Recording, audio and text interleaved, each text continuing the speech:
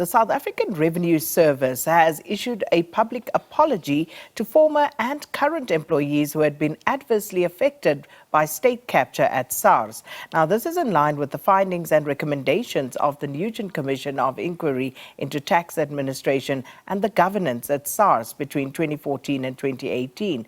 Now, its recommendations included making internal and external reparations to persons who suffered pain, trauma, as well as damage to their reputations. SARS Commissioner Edward Kieswetter joins us now for more on this. Commissioner, thanks so much for your time. Welcome to Morning Live. Good morning, Skinner. How are you? I'm very well. I'm not a SARS employee, but I also think that I may have been adversely affected by all the monies that I paid to SARS. Can I be considered there? I think we are all adversely affected in that regard. But, jokes aside, Commissioner Kieswetter, as an introduction, perhaps it would be a good place to just go back to the Nugent Commission, why it came about and the findings that led to this public apology. Well, I think, let me start with the apology quickly to say it's important for the organization to acknowledge and to affirm the hurt and the negative implications, the loss of reputation, the loss of financial security that many of them have suffered.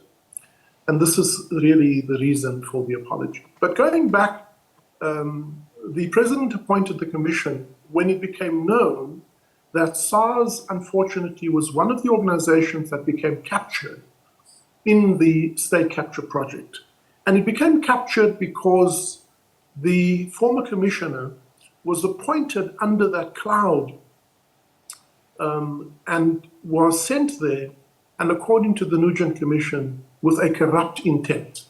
And this did not only cause damage to the organization, it also had to marginalize or get rid of people. And this is where the people hurt then came about. Some were, as we know, publicly humiliated, others were marginalized within the organization, and many suffered all different forms of trauma. And the Commission of Inquiry, one of the recommendations was for the incoming commissioner to apply his mind and to consider what would be appropriate forms of reparation. And this is really an example of restorative justice, where whilst we acknowledge that there is nothing that can fully restore what loss, what hurt, and what trauma was suffered, this goes some way to compensating and to bringing closure and hopefully healing to those. Also, the public apology is appropriate because the humiliation was so public, Sakina. So when we talk about public humiliation, how many employees are we talking about at this point? And are you able to name a few of those and how exactly they were humiliated? Well, first of all, those employees who were linked to the investigative unit, the high risk investigative unit, their names are in the statement. They have agreed that we could mention them. And one of them was the former acting commissioner, Mr. Pillay. Another was Mr. van Lochlenberg, one of the high-profile investigators, and others whose names is in the apology. And so they have agreed that we could mention their names. And I think it's appropriate also that there is closure and restoration for them. Secondly, there's a group, about 30 of internal employees who themselves have been directly affected, but they, for some reason, chose to or were not asked to leave, but they were directly impacted and we considered them. Then there was a broader number of employees because through the listening campaign, we invited all employees to talk to us. We appointed an independent panel for the external employees, and we appointed an advisor to look at the internal employees and to make certain recommendations to myself. But one must also remember SARS itself as an organization was also hurt and damaged. And the restoration and the healing also has to take place within the organization itself, that because we employ 12,000 people, and every single employee effectively, when you're sitting around the table and your organization is in the news for all the wrong reasons, that ultimately affects everyone. It's a very interesting development, but as you say, this was actually in the findings and report, the Nugent report. But how much money exactly are we talking about in compensation, Commissioner Kieswetter? So I'm not going to mention the amount. We have a confidentiality agreement with every individual, but we are also involved in discussions, including claims against other parties as well as the insurers, who we believe are also playing games in terms of repudiating our claim.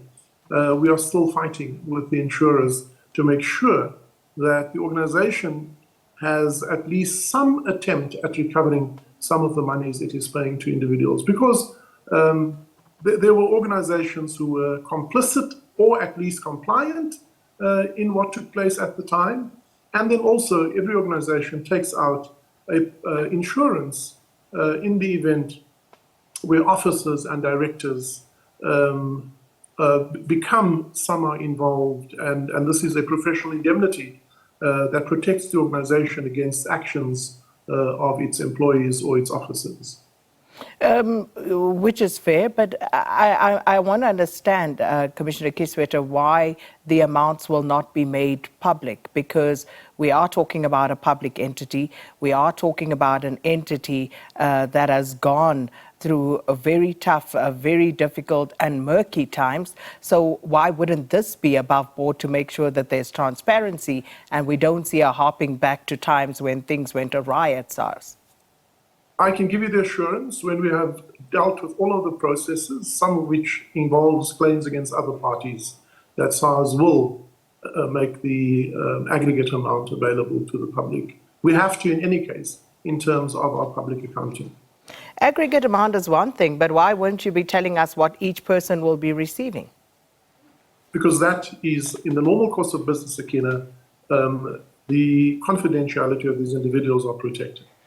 But I find it difficult to accept that as I accept your difficulty, an ordinary member of the public, to say that people have been aggrieved, they suffered damage reputationally or otherwise at SARS, and I'm just struggling to have wrap my head around the fact that you won't tell us exactly how much each individual will be paid, because then it will lead to the next question of how did you come to those amounts? Of course, of course. And, yes. And that's exactly, Sakina, why every individual is at liberty to disclose the amount themselves. What SARS will not do is to further place these individuals in the public domain for the ventilation of all parties, because you have to understand that some people will agree with the amounts, others won't disagree with the amounts. So every one of the people who themselves have entered into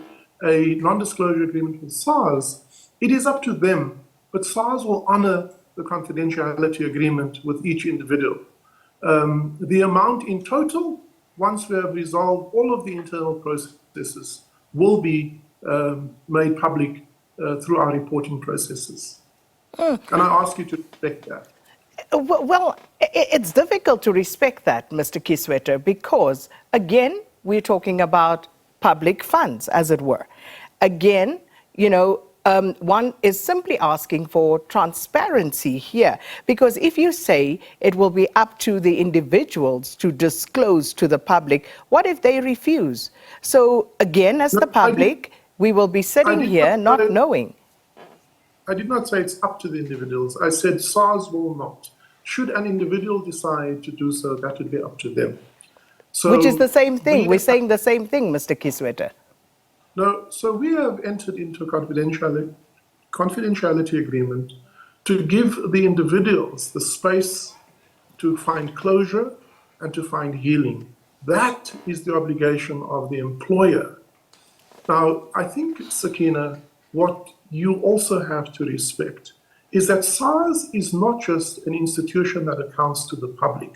SARS also has a moral and legal obligation to every one of the individuals and their families. There is never just a one-way bet on any of these matters. That which has to be reported, we report those things. This is one of those matters that at this stage, there is no need to report the agreement that was entered into with a private individual who also has the right to that level of confidentiality. In the same way that you can argue it is public money, therefore I can announce the refunds I have paid to a particular third party, or I can disclose the settlement amount with a particular party, only if they choose to disclose that. So I think it is always this fine balance between what is in the public interest and what balances that public interest with private interest. I think we're going to park that for the moment, but what measures have since been implemented to avoid what we saw during these so-called state capture years at SARS? What measures are in place to make sure that this never happens again? So the Commission of Inquiry gave a set of recommendations. These recommendations have largely been implemented. But I think the importance of your question, Sakina, is ultimately the fiber of the organization relies on the integrity of people. And people will always be the weak link, whilst people is always the huge differential factor that creates sustainable and well-performing organizations. People also is our weak link. And so in the way we employ people, the way we vet people, we have to look at strengthening these measures all the time. SARS is an organization like any other organization that employs people from the public, and we are a microcosm of that which happens in the public. Sadly, the South African society has become characterized by levels of unacceptable corruption and breaches of social fiber and integrity. And so we will always be at risk. From our perspective, we need to make sure that one, our vetting processes are in place. Two, we have appropriate delegations of authority within well-governed structures. We review our policies and practices to ensure that we have safeguards and other measures.